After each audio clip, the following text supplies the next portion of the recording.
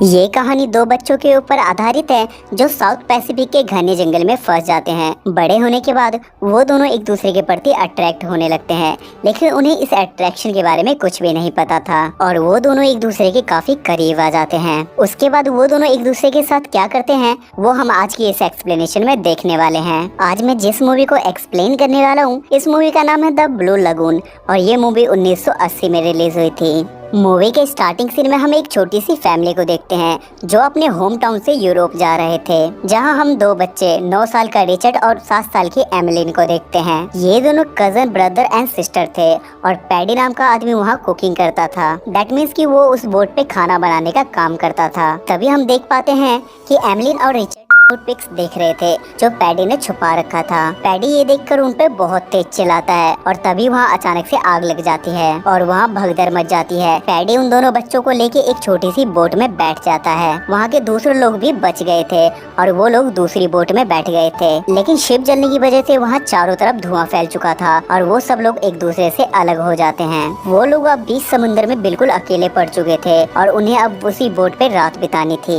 अगले दिन जब उन बच्चों की आँख खुलती है तो उनके सामने एक ब्यूटीफुल सा आइलैंड होता है। वो जल्दी से पैडी को जगाते हैं। उसे देखकर वो लोग काफी खुश हो जाते हैं क्योंकि उनके पास खाने पीने का भी कोई सामान नहीं था। पैडी जल्दी से अपनी बोट को आइलैंड की तरफ मोड़ लेता है और वो लोग आइलैंड पर पहुंच जाते हैं। वहाँ उन्हें अपनी जरूरत का सारा सामान मिल जाता है जिसके बदौलत वो लोग जिंदा रह सकें। वहाँ पीने का पानी और खाने की कोई कमी नहीं थी। वहाँ एमिलिन को एक रम का ड्रम मिलता है और तभी वहाँ रिचर्ड एक इंसानी खोपड़ी ले आता है, जिसे देखकर पैडी को वहाँ कुछ ठीक नहीं लगता और वो लोग वहाँ से थोड़ा आगे चले जाते हैं। उसके बाद पैडी रिचर्ड को वहाँ सरवाइव करना सिखाता है कि एक इंसान जंगल में अपनी जरूरत कैसे पूरी कर सकता है। एक रात जब बच्चे सो रहे थे तब पैडी को कुछ आवाजें सुनाई देती है और वो आवाजें आइलैंड के उस साइड से आ रही थी। पैडी उस समय उस बात को इग्नोर करता है, लेकिन सुबह होते ही वो वहाँ चेक करने के लिए जाता है जहाँ उसे मांस का टुकड़ा और खून दिखाई देता है, जिसे देखकर पैडी काफी डर जाता है और डर के मारे वहाँ से भाग जाता है और वो बच्चों को वहाँ जाने से साफ मना कर देता है। उसके बाद पैडी रात को बच्चों के साथ खूब मस्ती करता है क्योंकि उसने काफी ड्रिंक ले रखी थी।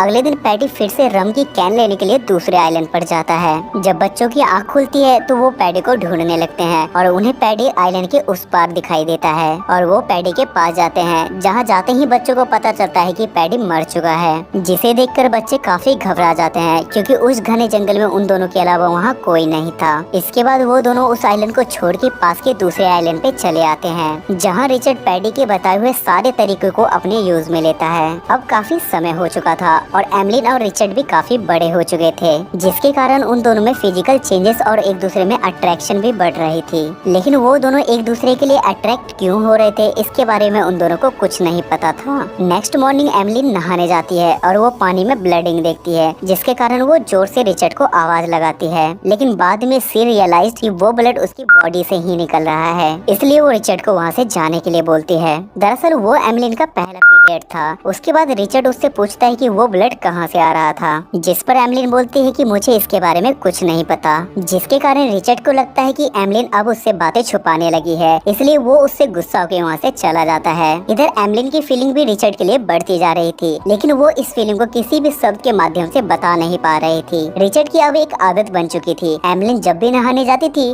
तो रिचर्ड उसे छुप छुप के देखा करता था और रात को वो दोनों डिनर करके खूब मस्ती करते हैं। कुछ दिन बाद एमिलिन को कुछ ड्रम बजने की आवाजें सुनाई देती है और वो ड्रम बजने की आवाज वहाँ से आ रही थी जहाँ पैडी के साथ ये लोग पहली बार आए थे। उसके बाद एमिलिन जंगल के अंदर जाती है और उसे वहाँ एक मूर्ति दिखाई देती है और उसे वहाँ खून दिखाई देता है, जिसे देखकर डर के वो वहाँ से भाग जाती है। एमिलिन ये सारी बातें रिचर्ड को जाके बताती है। रिचर्ड इस बात पे उस पे बहुत ज्यादा गुस्सा होता है और वो उसे अकेले घूमने के लिए मना करता है। उसी रात एमिलिन को एक डरावना सपना आता है और वो देखती है कि रिचर्ड डूब रहा है और उसकी मौत हो गई है। तभी अचानक उसकी आंखें खुलती है और रिचर्ड को सामने देख के उसके प्यार का ज्वालामुखी फट जाता है। वो रिचर्ड से बोलती है कि तुम मुझसे प्रॉमिस करो कि तुम मुझे छोड़ के कहीं नहीं जाओगे। रिचर्ड प्रॉमिस करता है और एमिलिन को किस करता है, लेकिन रिचर्ड अपनी फीलिंग्स को कंट्रोल नहीं कर पाता और वो उसके साथ सोना चाहता था, लेकिन एमिलिन उसे रोक देती है और वो दोनों अलग अलग सो जाते हैं। लेकिन अब रिचर्ड का स्पाइडरमैन जाग चुका था, इसलिए वो आधी रात को एमिलिन के पास जाता है। तभी एमिलिन की आंखें खुलती है और रिचर्ड को वो वहाँ से भगा देती है। यहाँ रिचर्ड को खुद भी नहीं पता था कि आखिर क्यों वो एमलिन की तरफ अट्रैक्ट हो रहा था और ना एमलिन को उसकी फीलिंग्स समझ में आ रही थी। नेक्स्ट मॉर्निंग रिचर्ड बाहर जा रहा था।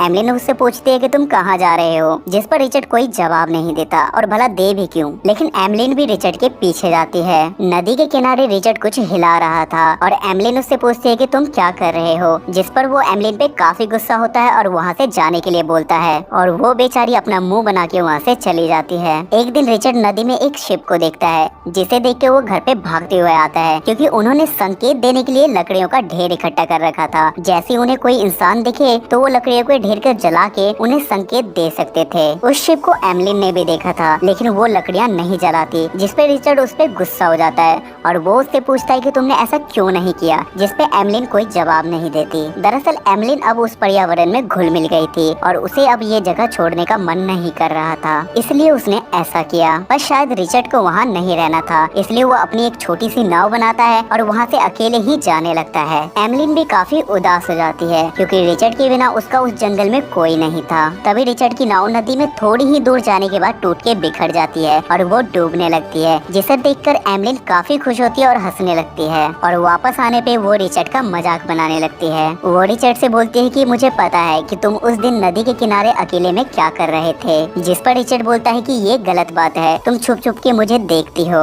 जिस पर एमलिन बोलती है कि तुम भी मुझे बिना कपड़ों के छुप छुप के देखते हो। रिचर्ड अपनी छाती पर 2 नारियल लगा के एमलिन का मजाक उड़ाने लगता है, जिससे एमलिन गुस्सा होकर उसके सर पे एक नारियल मारती है और बदले में रिचर्ड भी उसे एक थप्पड़ मार देता है। घर आने पर रिचर्ड एमलिन का सारा सामान घर से बाहर फेंक देता है और वो उसे बोलता है कि ये मेरा घर है, तुम्हारे लिए इस घर में कोई जगह नहीं है और तुम यहाँ से चली जाओ, जिसकी वजह से एमलिन को एक गुफा में रात बितानी पड़ती है। उन दोनों का अलग रहना और अलग खाना सब कुछ अलग अलग हो गया था। एक दिन एमलिन उस मूर्ति पे फूल चढ़ा के आ रही थी क्योंकि उसके हिसाब से वो एक गॉड है। तभी उसका पैर नदी के एक जहरीली मछली पे पड़ जाता है, जिससे वो काफी बीमार पड़ जाती है। एमलिन को ज्यादातर ना देखकर रिचर्ड उससे मिलने के लिए जाता है और वो उसे देख के काफी परेशान हो जाता है। रिचर्ड उससे पूछता है कि आखिर तुम्हें क्या हुआ। एमलिन बताती है कि मेरा पैर एक जहरीली मछली पे पड़ गया था, जिसके कारण मैं बहुत ज्यादा बीमार पड़ चुकी हूँ। एमलिन की यह हालत देख के रिचर्ड काफी परेशान हो जाता है। लड़ाई अपनी जगह। एमलिन रिचर्ड से बोलती है कि मुझे गॉड के पास ले चलो, क्योंकि एमलिन को लगता था कि गॉड उसे ठीक कर देंगे। उसके बाद रिचर्ड उसे वहाँ ले जाता है। कुछ देर आराम करने के बाद सचमुच एमलिन ठीक हो जाती है।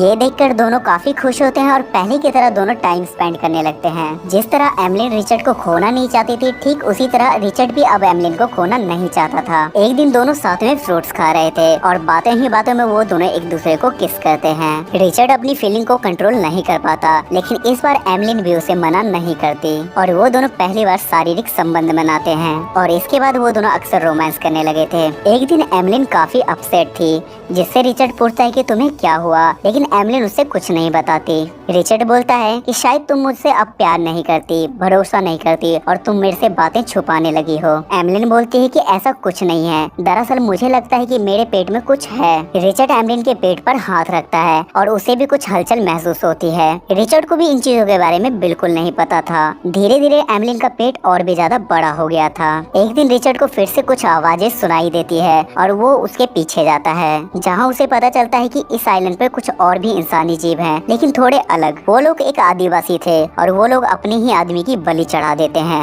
ये देखकर रिचर्ड वहाँ से डर के मारे भाग जाता है। वापस आने पे वो देखता है कि एमलिन भी दर्द से छटपटा रही थी, क्योंकि उसका 9वां महीना भी कंप्लीट हो गया था और फाइनली वो एक छोटे से बच्चे को जन्म देती है। उस नए मेहमान को देख के ये दोनों काफी खुश हो जाते हैं। वो बच्चा काफी रो रहा था, जिसके कारण इन्हें लगता है कि उस बच्चे को भूख लगी है। ये लोग उसे फल खिलाते हैं, लेकिन वो छोटा बच्चा फल नहीं खा सकता था। तब एमलिन उस बच्चे को अपनी गोद में उठा लेती है और वो बच्चा एमलिन का दूध पीने लगता है। इसके बाद रिचर्ड एमलिन को आइलैंड की दूसरी तरफ जाने के लिए सख्त मना करता है। दोनों अपने बच्चे के साथ काफी खुश थे। एक दिन एमलिन अपने बच्चे को तैरना सिखा रही थी और वो बच्चा तैरना भी सीख गया था। एक दिन रिचर्ड के पापा वहाँ से शिप लेके जा रहे थे। वो रिचर्ड को देख लेते हैं, पर उन्हें लगता है कि ये कोई जंगली आदमी है, इसलिए वो शिप को मोड़ लेते हैं। रिचर्ड और एमलिन ने भी उस बोट को देखा था, पर वो वापस नहीं जाना चाहते थे। उसके बाद रिचर्ड और एमलिन पुराने आइलैंड पे जाते हैं, जहाँ वो सबसे पहले पैडी के साथ आए थे, जिसे देखकर उन दोनों की पुरानी यादें ताजा हो जाती है। इधर ये छोटा बच्चा जहरीली बेरी तोड़ के बोट के अंदर रख देता है। लौटते समय वो बच्चा बोट की पतवार को नीचे गिरा देता है। एमलिन उसे उठाने की काफी कोशिश करती है, बट कोई फायदा नहीं होता। तब रिचर्ड उसकी वहाँ हेल्प करने के लिए आता है, लेकिन तभी रिचर्ड के पीछे एक शार्क लग जाती है। उसे बचाने के लिए एमलिन दूसरी पतवार भी शार्क को फेंक के मारती है और अब वो हेल्पलेस हो चुके थे। उनके पास कोई भी ऐसी चीज नहीं थी जिसकी मदद से वो लोग आइलैंड के पास पहुंच सके। वो लोग समुद्र के बीच में पहुंच चुके थे और उनके पास कोई भी खाने पीने का सामान भी नहीं था। भूख के मारे वो बच्चा बेरी खा लेता है, जिसे देखकर एमलिन काफी डर जाती है, लेकिन अब उसका कोई फायदा नहीं था। इसलिए एमलिन और रिचर्ड भी उस बेरी को आधा आधा बांट लेते हैं। वो दोनों डिसाइड करते हैं कि वो दोनों इस बच्चे के साथ ही अपने जीवन को त्याग देंगे और वो दोनों भी बेरी खा लेते हैं। तभी वो दोनों देखते हैं कि उस बच्चे पे बेरी का कोई असर नहीं हुआ है और वो बच्चा आराम से सो रहा था। और तभी रिचर्ड के पिता को बीच समुद्र में रिचर्ड की नाव दिखाई देती है और वो लोग वहाँ पहुँच के उन लोगों को बचा लेते हैं और सब लोगों की जान बच जाती है। सो गाइस, आई होप कि आपको आज की एक्सप्लेनेशन पसंद आई होगी और इस मूवी की IMDb रेटिंग है 5.8 स्टार्स आउट ऑफ 10 और इसे गूगल यूजर ने 83% लाइक किया है। अगर आपको एक्सप्लेनेशन अच्छी लगती है तो मेक श्योर आप चैनल को सब्सक्राइब करके बेल नोटिफिकेशन जरूर ऑन करना। तब तक के लिए स्टे सेफ, स्टे हेल्दी।